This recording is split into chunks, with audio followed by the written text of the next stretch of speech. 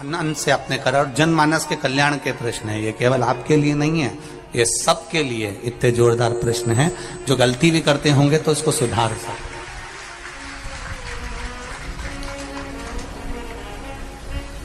आपने कहा कि नंदी के कानों में कहना चाहिए, लोग हंसते हैं, कहते हैं बताओ वो नंदी के कानों में भगवान को कहना चाहिए। वैसे तो हम आपको एक बात बता दें कि दुनिया के लोग किसी दूसरे धर्म की कभी हंसी नहीं उड़ाते। दुनिया के लोगों को दूसरे का धर्म अच्छा लगता है। दुनिया के लोग सबसे ज्यादा हंसी उड़ाते हैं तो हमारे सनातन धर्म की ही उड़ाते हैं, और जी खुद उड़ाते हैं, दूसरा उड़ाने वाला नहीं होता। दूर के ढोल हमें समझ में आते हैं, उसका धर्म हमें समझ में आ गया, उनका क्या है, ऐसा है, आओ कुछ नहीं, उनके धर्म में ऐसा है, कितना आनंद हमें दूसरे के धर्म में लग रहा है, और हमारा सनातन धर्म हमको बुरा लगता है। हमारे सनातन धर्म हमें बुरा लगने लगा। अरे भाई, लोग कहते हैं कि नंदी के कान में कहते हो, ये कोई हमारे पुराणों में या शास्त्रों में लिखा है? जितनी भी शिव महापुराण के अंतर्गत चाहे उपाय जो बताए जाते हैं कि बेलपत्री ऐसे चढ़ाना, काली मिर्च ऐसे चढ़ाना, चावल ऐसे चढ़ाना, धतूरा का क्या महत्व है, शमी के पत्ते का क्या महत्व है, बेलपत्री के पत्ते का क्या महत्व है, ये जितनी भी बातें बताई जाती हैं ये सब पुराण के अंतर्गत से बताई जाती है।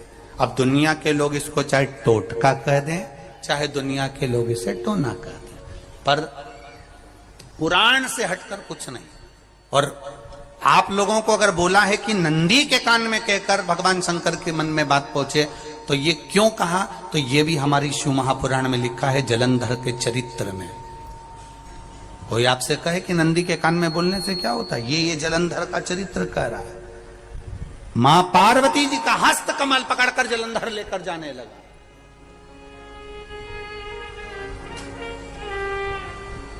वृंदा का पति लेकर जा रहा। वृंदा तो भगवान की भक्ति में लीन रहती थी, उसको तो जलंधर को सबसे ज्यादा तकलीफ थी नारायण से, पर शिव के पास आ गया, क्योंकि ईर्षा प्रवृत्ति अभी कथा में कहा, कोई कोई ऐसा होता है जिसको तुमसे बेर नहीं होता तो भी अंदर से ईर्षा जाग जाती है। कोई कोई ऐसा होगा जिसको अंदर से ईर्षा जागती है, अपने आप अंदर से ईर्षा जागती है, उसका कोई बेर नहीं, और ईर्षा जाग गई, भीतर से ईर्षा जागा। ना आप उससे मिले हो, ना कभी वो आप उसके सामने बैठे हो। कई लोग किसी ना किसी की बुराई करते हैं तो हम लोग पूछ भी लेते हैं, क्यों साहब उनसे मिलकर आए हो क्या तुम? कभी नहीं मिल किया, कभी उनका सामना हुआ नहीं हुआ, तो फिर बुराई क्यों कर रहा? एक ने कर दी थी इसलिए हमारे ध्यान में था तो हमने भी कर दी। लो, वो कुआं में डूब के मरेगा तो तू भी मरेगा का? नहीं।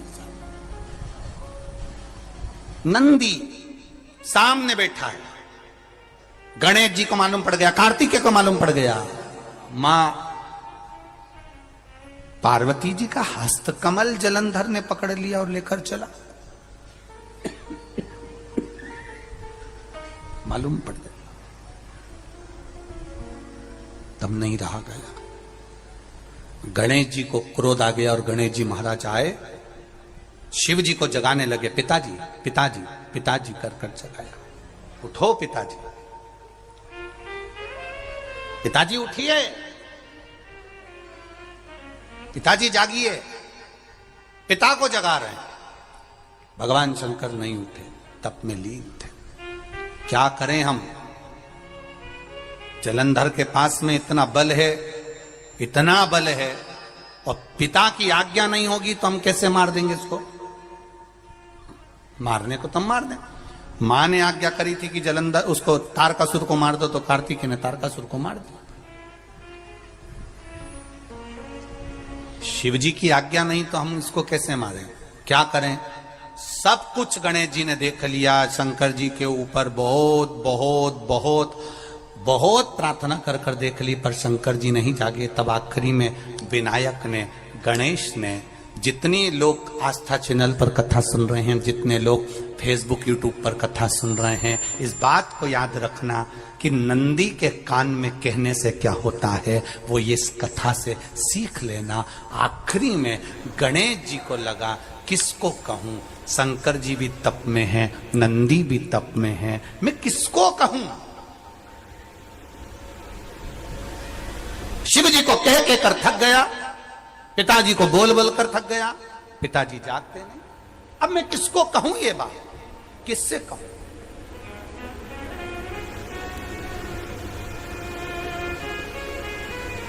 विनायक गए सीधे अब नंदी के पास। नंदी भी तप में लीन थे, शंकर जी की ओर मुख था, शंकर जी की ओर मुख था। गए और जाकर तुरंत विनायक ने नंदी के कानों में जाकर कहा, नंदीश्वर, मैया का हाथ पकड़कर जलंधर लेकर जा रहा है, पिताजी तप में लीन है, कृपा करिए ना। बस केवल नंदी के कान में कहा, गणेश जी दूर हट गए। नंदी के कान में कहा, शंकर जी के नेत्र खुल गए, शिव जी के नेत्र खुले। ध्यान देना जरा, इस शिव महापुराण की, आशुतोष शिव महापुराण की कथा, जो कथा यहां कही जा रही है, यह कथा पहले के चरित्रों में सुनने को नहीं मिली होगी। जरा ध्यान देना इस संवाद पर, जितने लोग आस्था चैनल पर, जितने फेसबुक यूट्यूब पर सुन रहे हैं। सनातन धर्म की हंसी उड़ाने वाले कह देते हैं नंदी के कान में कहने से क्या होता है, नंदी के सामने जाकर बोलने से क्या होता है, नंदी के पास बैठकर बोलने से क्या होता है, नंदी के पास बैठकर शंकर जी का मात्र दीदार करने से क्या होता है, दर्शन करने से क्या होता है। वो अच्छे से समझ लेना, जो लोग सनातन धर्म पर उंगलियां उठाते हैं, वो अच्छे से समझ ले इस बात को।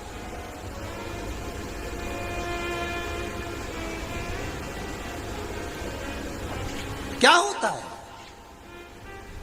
नंदी तप में लीन, शिवजी तप में लीन, शिव नहीं उठ रहे। विनायक ने नंदी के कानों में जाकर कह दिया, नंदी के कान में जाकर कहा, नंदी के नेत्र नहीं खुले। नेत्र किसके खुले? जम के बोलो, महादेव के खुले, शिव जी के खुले। ये मन का तार। नंदी शंकर की आराधना कर रहे थे, शिव अपनी भक्ति में डूबे थे। यहां कहा, यहां पहुंचा, जो दिल में था उस तक बात पहुंच गई। नंदी के दिल में शिव थे, तुम कहे, नंदी ने शंकर तक बात पहुंचा दी। वो सूत्र जो बंधा था दिल से दिल तक का, वो पहुंच गया। वो सूत्र जो दिल से दिल तक बंधा हुआ था, मन से बंधा हुआ था, खबर वहां तक पहुंच गई, खबर पहुंच गई। उसको जानो, लुटाइए, ये मौका मिला है आनंद का, दिल से प्रेम लुटाओ। नंदी से कहा, नंदी ने देवादिदेव महादेव से नहीं कहा।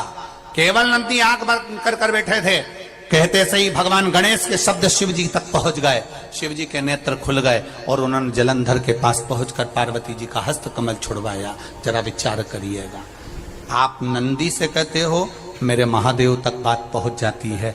आपको केवल नंदी से प्रेम से कहना है, नंदीश्वर मेरे बाबा, ए मेरे बाबा, आप रोज शिव जी को लेकर भ्रमण पर निकलते हो, मुझे बहुत दुख है, आप मेरे दुख को मिटाने के लिए मेरे दरवाजे पर क्यों नहीं आते।